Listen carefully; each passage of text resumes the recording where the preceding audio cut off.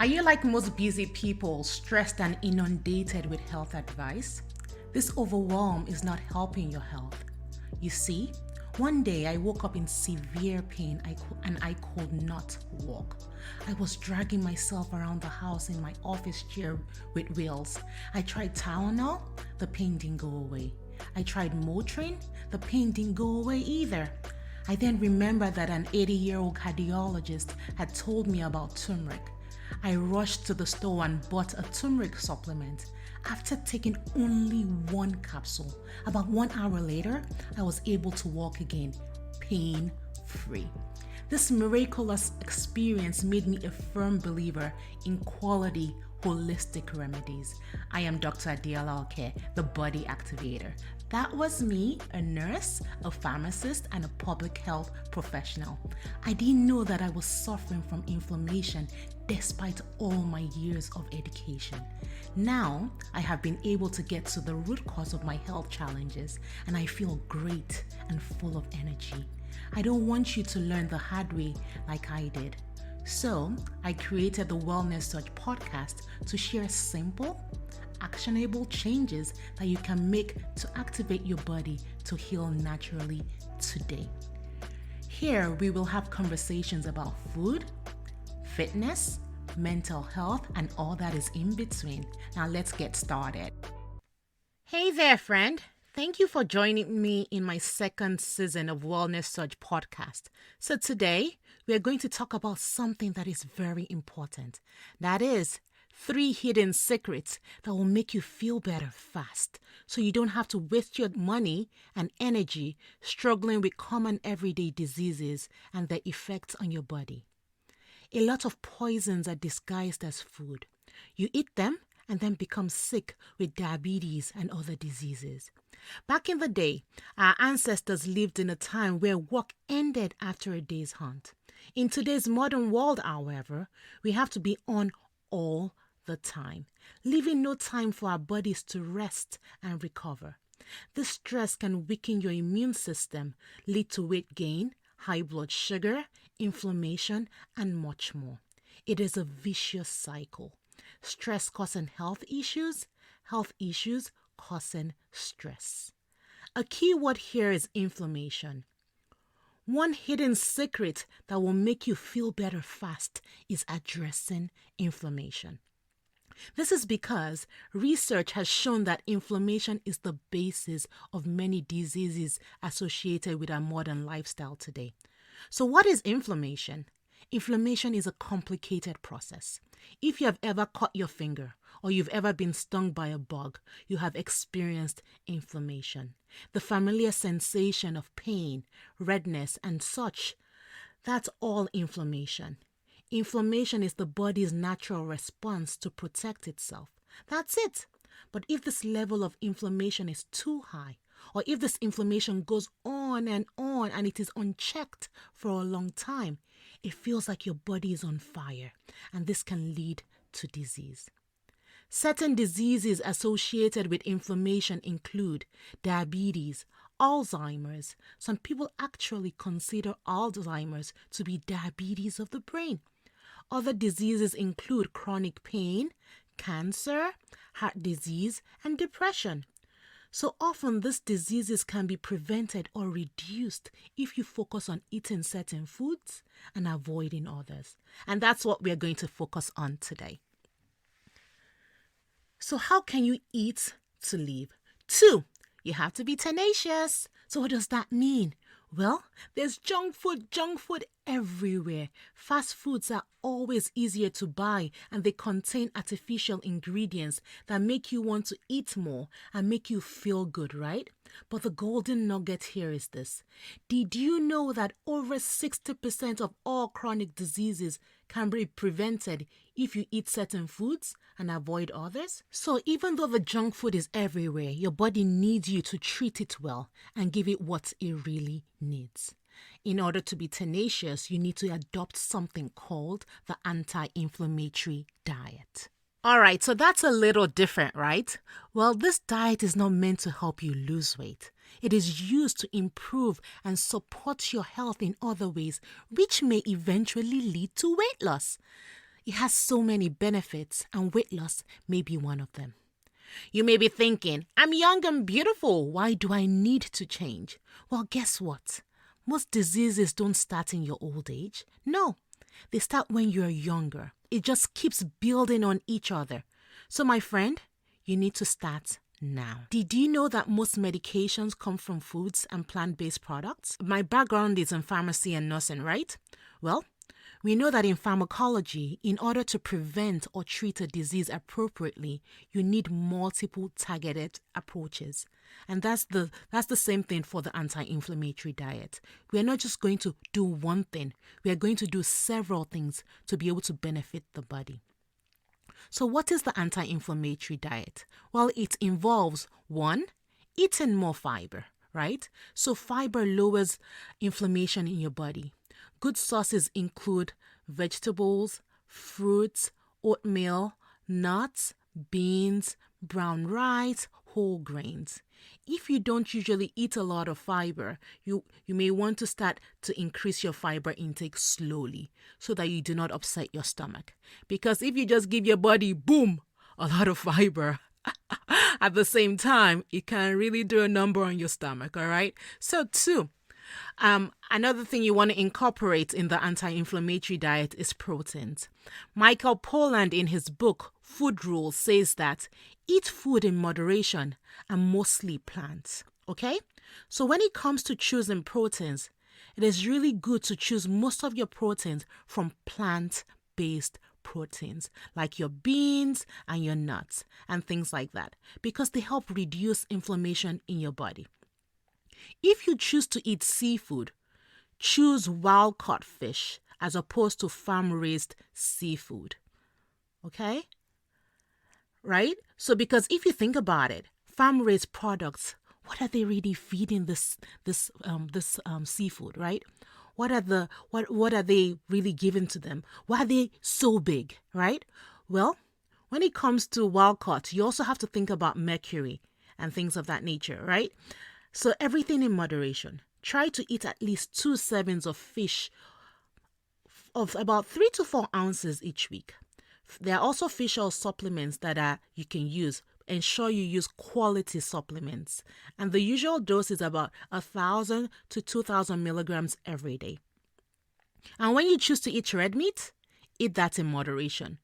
No more than 18 ounces of red meat per week. So initially we talked about Michael Pollan, right? He's a really smart guy. In his book called Food Rules, he talks about the fewer the feet, the better. So what does that mean, right?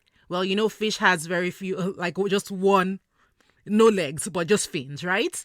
So the fish is better than the chicken, which has like 2 legs, yeah? And then the chicken is better than the cow meat, which has 4 legs. So fish is better than poultry, and poultry is better than 4-legged animals. Got it? All right, so you also want to include lots of fruits and vegetables in the anti-inflammatory diet. Vegetables reduce inflammation. They also have tons of other benefits. When it comes to fruit, though, you want to choose to eat the actual fruit as opposed to drinking the fruit juice. Because when you're drinking the fruit juice, you're only getting the sugar and you're not getting the fiber.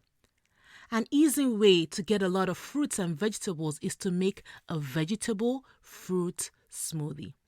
So strive for a minimum of about 5 cups of fruits and vegetables each day.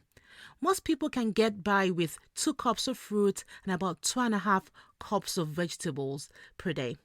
So if you're trying to figure out how much fruit versus vegetables, it's usually in your best interest to have more vegetables than fruits, especially if you're a diabetic. So you also want to choose to cook with a lot of anti-inflammatory herbs and spices, such as cumin, turmeric, dry pepper, ginger, and things of that nature. And then when it comes to fat, right? Fat is a different one, and it can be a little difficult sometimes. You want to just avoid trans fats because they cause inflammation. So basically, you should avoid foods that have partially hydrogenated oils on the label. Trans fats are often found in your margarine, your shortening, lard, cakes, donuts, and things like that. Naturally occurring trans fats are produced in the guts of some animals, right? And then these animals, they then produce things like your meat and your milk. On the other hand, artificial trans fats are made in an industrial process that then add a hydrogen to the liquid oil to make it more solid. And this thing then increases the shelf life, right? So what does that mean? It just means that when they do this in the industry, it just makes the product last longer in your supermarket. So as opposed to it going rancid really quickly. But not all fats are bad. Actually, fats are pretty good. If you want to eat fats, choose to eat monosaturated fats, and they include your avocado, your olive oil. Olive oil is known to reduce inflammation. It is known to reduce blood pressure, cholesterol, and blood sugar levels too. So that's about 5 bangs for your buck right there by just eating olive oil. You want to eat dark chocolate. Yes, I said that. Enjoy your chocolate, but choose to eat dark chocolate. It has been shown that eating about 1.5 ounces or about 42 grams of dark chocolate every day decreases inflammation and blood pressure. So if you want to eat dark chocolate, make sure you choose the one that has 70% or more of cocoa in it, okay? So not just any dark chocolate. Eat the right type of dark chocolate. Now let's talk gluten. What is gluten? Gluten refers to a protein naturally found in some grains such as wheat, rye, barley, semolina, farina, etc. Right? It gives foods baked from these grains a stretchy quality. Sources of gluten include bread, your baked goods, pasta, cereal, food coloring. Who would have guessed? So food coloring is one, beer, all right, and brewer's yeast. Other sources of gluten include soy sauce, really? And modified cornstarch. Know that oats are naturally gluten-free, but it can be contaminated with gluten when it is processed in the same factory as a grain that has gluten.